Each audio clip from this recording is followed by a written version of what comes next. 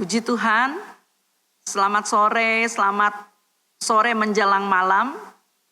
Dalam perenungan kita malam hari ini, kita akan membaca lagi kebenaran firman Tuhan yang akan menuntun kita sampai pada sempurnanya. Namun kita berdoa sebelum kita membaca Alkitab kita. Bapa di dalam surga, terima kasih untuk kesempatan yang selalu Tuhan sediakan bagi kami. Untuk kami boleh merenungkan kebenaran firman Tuhan dan melakukannya di dalam hidup kami. Sehingga kami boleh mengalami perubahan-perubahan yang nyata di dalam hidup ini. Bahwa penyertaan Tuhan adalah penyertaan yang sempurna bagi kami akan terjadi. Terima kasih Bapa. Di dalam nama Yesus kami akan baca kebenaran firman Tuhan. Haleluya. Amin.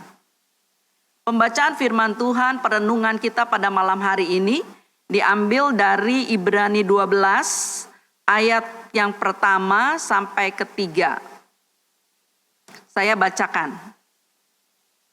Karena kita mempunyai banyak saksi bagaikan awan yang mengelilingi kita, marilah kita menanggalkan semua beban dan dosa yang begitu merintangi kita dan berlomba dengan tekun dalam perlombaan yang diwajibkan bagi kita.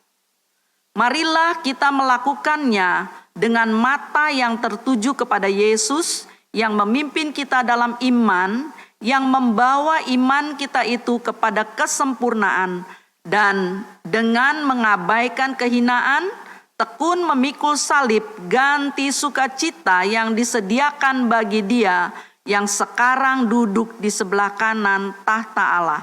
Puji Tuhan. Saya menggarisbawahi dari ayat-ayat ini bahwa kepada kita ada perlombaan yang diwajibkan. Kita wajib ikut dalam perlombaan ini. Dan ketika kita mau berlomba, di dalam ayat yang kedua telah dijelaskan, marilah kita melakukannya dengan mata yang tertuju kepada Yesus yang memimpin kita dalam iman dan membawa iman kita itu kepada kesempurnaan dengan mengabaikan kehinaan, tekun memikul salib, ganti sukacita yang disediakan bagi Dia yang sekarang duduk di sebelah kanan tahta Allah. Puji Tuhan. Untuk mengikuti suatu perlombaan yang diwajibkan bagi kita, saya mencatat beberapa hal yang tadi kita sudah bacakan di dalam ayat yang kedua, ayat yang ketiga. Namun sebenarnya perlombaan yang diwajibkan bagi kita ini untuk apa? Untuk apa? Tujuan apa kita berlomba? Kita berlomba untuk mencapai iman yang sempurna. Sebagaimana tertulis di dalam Ibrani 10 ayat yang ke-36, untuk mengikuti perlombaan yang diwajibkan bagi kita, di sana dikatakan Ibrani 10 ayat yang ke-36, kita memerlukan ketekunan supaya sesudah kamu melakukan kehendak Allah, yaitu perlombaan yang diwajibkan bagi kita, kamu memperoleh apa yang dijanjikan. Apa yang dijanjikan saudara? Ayat 36, ayat 37. Sebab sedikit, bahkan sangat sedikit waktu lagi, Ia yang akan datang sudah akan ada tanpa menangguhkan kedatangannya. Jadi kita melihat lagi di sini, sebab sedikit, sangat sedikit waktu lagi, Yesus yang segera akan datang. Dia sudah ada tanpa menangguhkan kedatangannya lagi. Banyak kali kita sudah berada di tengah proses jawaban doa, tapi seringkali kita tidak menyadarinya. Sehingga kita kurang bertekun, kita tidak bersungguh-sungguh di dalam perlombaan iman ini. Sebagaimana ditulis dalam 1 Korintus 9 ayat yang ke-25 sampai ke-27. Saya akan bacakan. 1 Korintus 9 ayat 25. Tiap-tiap orang yang turut mengambil bagian dalam pertandingan menguasai diri dalam segala hal. Ini catatan buat kita.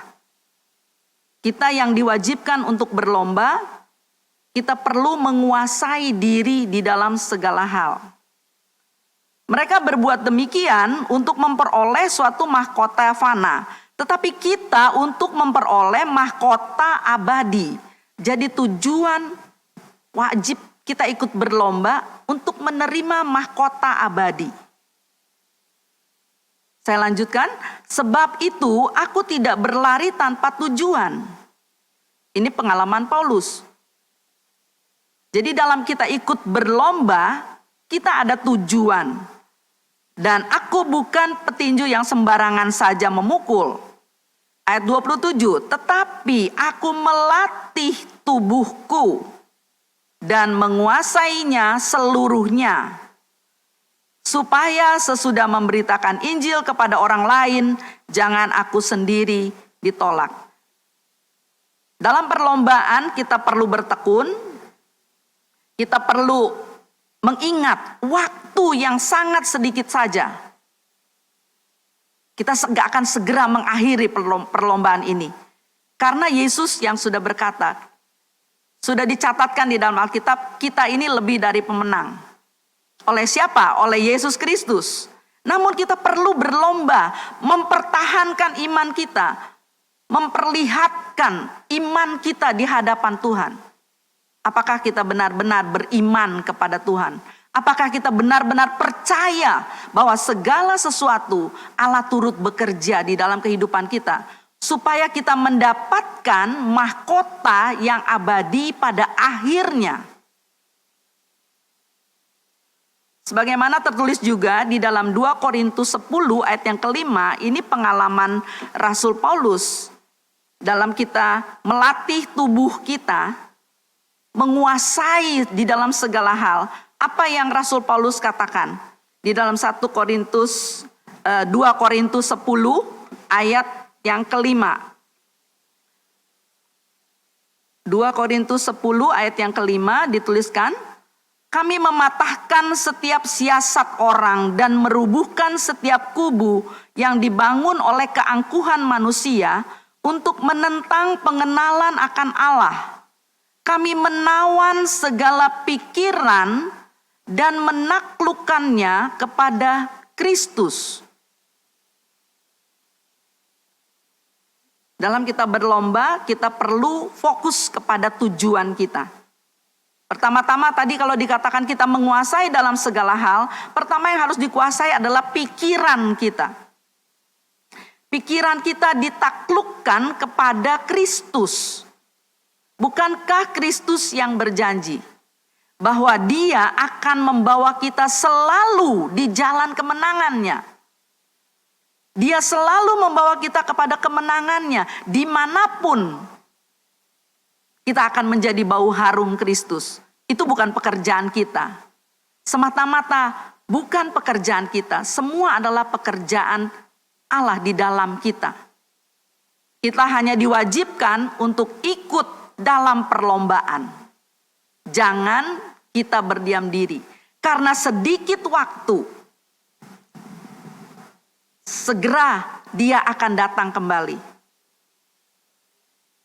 Dan pada akhirnya di dalam 1 Tesalonika 5 ayat yang ke-23 dikatakan, 1 Tesalonika 5 ayat yang ke-23 dituliskan, semoga Allah damai sejahtera menguduskan kamu seluruhnya, dan semoga roh, jiwa, dan tubuhmu terpelihara sempurna dengan tak bercacat pada kedatangan Yesus Kristus Tuhan kita. Ini yang kita pertahankan, karena Yesus akan bertemu dengan gerejanya. Gereja yang akan disempurnakan. Sempurna. Kesempurnaan itu bukan kita yang mengerjakan, tapi Allah sedang bekerja di dalam kita. Kita hanya diwajibkan ikut dalam perlombaan.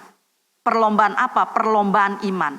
Karena banyak yang dipanggil, tetapi sedikit yang akan terpilih. Dan biarlah kita masuk dalam pilihan Tuhan. Kita harus ikut di dalam perlombaan. Puji Tuhan, firman Tuhan tidak saya panjangkan.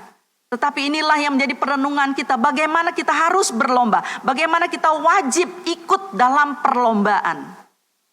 Dengan mata yang tertuju kepada Kristus. Dengan membawa hidup kita sesuai dengan apa yang Tuhan rancangkan bagi kita. Kita hanya diminta taat saja. Ikut dalam perlombaan. Jangan tidak ikut berlomba. Karena kita sudah dijanjikan kemenangan. Jangan takut. Tuhan yang akan melatih kita. Tuhan melatih. Rasul Paulus katakan, aku melatih tubuhku. Demikian juga kita harus melatih. Menguasai diri dalam segala hal. Menguasai pikiran kita. Menguasai perasaan kita. Menguasai keinginan-keinginan kita. Supaya selaras dengan keinginan-keinginan Tuhan. Dan pesan firman Tuhan malam hari ini, wajib berlomba. Mari kita berlomba. Mari saudara, kita berdoa. Kita minta lagi Roh Kudus menolong kita. Kita minta kekuatan yang dari Tuhan. Yang memberi kemampuan kepada kita untuk ikut dalam perlombaan iman ini. Supaya kita akhirnya akan mendapatkan mahkota abadi yang telah tersedia bagi kita. Mari kita berdoa. Bapa di dalam surga, terima kasih kalau Engkau selalu datang dengan firman-Mu yang menuntun kami hari lepas hari. Kami menjadi lebih baik dari hari kemarin. Tetapi Tuhan, Engkau yang mengerti setiap keadaan-keadaan yang terjadi di sekitar kami. Kami percaya Engkau yang berjanji akan membawa kami di jalan kemenangan-Mu. Dan Engkau yang akan membawa kami Tuhan kemanapun kami berada. Di situ Engkau berada bersama dengan kami. Engkau Allah yang menyertai kami. Engkau yang akan berjalan bersama-sama dengan kami.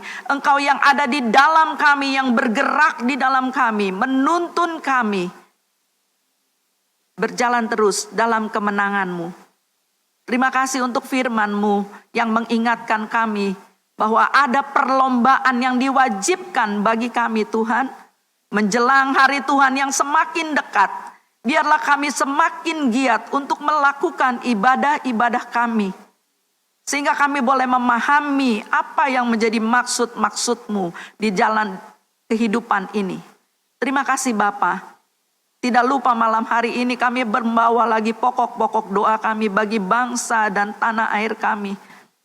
Tuhan tolong, sekalipun banyak peristiwa-peristiwa yang kami tidak dapat memahami, namun kami mengerti inilah cara Tuhan untuk membawa sikap hidup kami sebagai orang-orang yang percaya kepadamu, untuk sungguh-sungguh percaya bahwa Engkau sedang bekerja. Engkau sedang bekerja dengan bangsa-bangsa. Engkau sedang bekerja di tanah air kami. Engkau sedang bekerja dengan pemimpin-pemimpin bangsa. Tuhan sedang bekerja dengan pemimpin-pemimpin gereja. Tuhan sedang bekerja di dalam hati-hati kami sebagai jemaat-jemaat-Mu. Supaya kami boleh terus diperbarui, dibawa masuk ke dalam rencana-Mu yang mulia itu Tuhan. Untuk menjadikan kami gereja yang sempurna di dalam Engkau, Yesus Kristus Tuhan. Tuhan tolong peristiwa-peristiwa yang terjadi, sakit penyakit yang terjadi di mana-mana di negeri kami ini Tuhan. Tentang COVID-19 Tuhan, Engkau yang bekerja lebih lanjut di dalam hati setiap orang-orang yang sakit.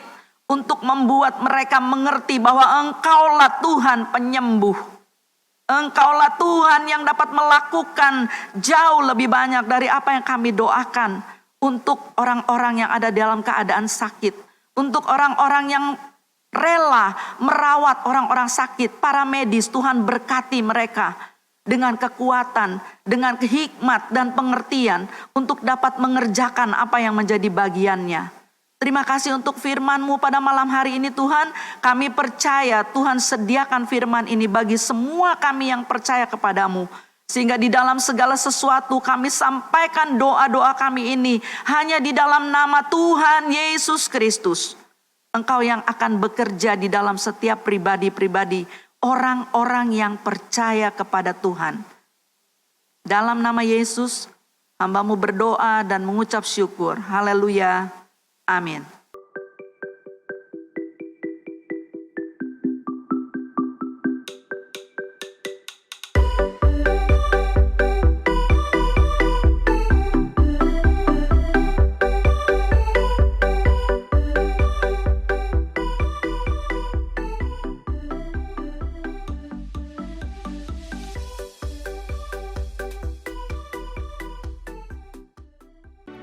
Gerejaku adalah rumahku.